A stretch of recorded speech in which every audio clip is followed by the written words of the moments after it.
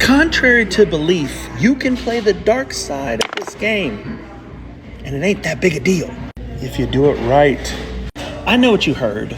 The dark side, going against the shooter, is a bad deal, and everyone's going to be mad at you because you want to play the don't pass.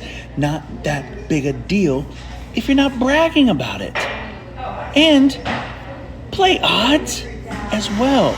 Most people understand that if you put the pass line down, the best bet in the casino is odds, which is back here. But if you're going to play the dark side, people forget that you can put odds on the dark side as well. Right? There's my odds for the dark side. Let's talk about the payout in the dark side. And if you're new here, what is the dark side?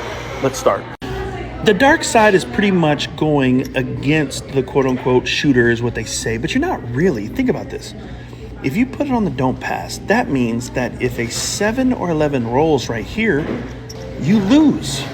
But if a 2 or a 3 rolls, you win here. And if it's a 12, it's a push. So forget about the 7 or 11. What happens if another number rolls, like a 6?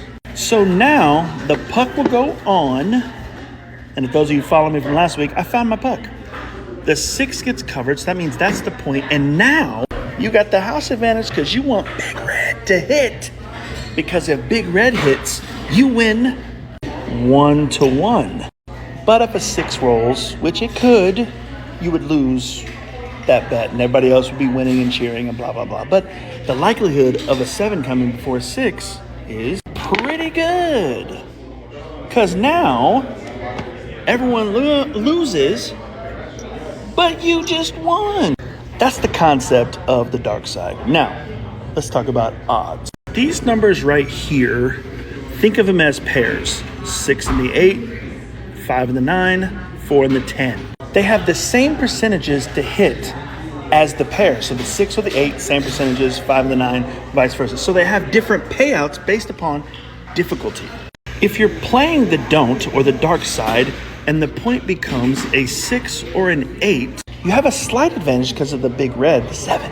But a 6 and an 8 does happen often. So when you put odds there, it pays 6 to 5. What do I mean by that? So for every $6, it pays $5. If it's on the 5 or the 9, it's a little bit harder.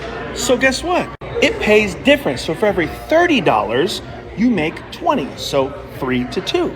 And if it's 4 or 10, you really have a house advantage because technically a 7 will come way before then, most likely, and that pays 1 to 2. So for every $20, you get $10 back. So play odds.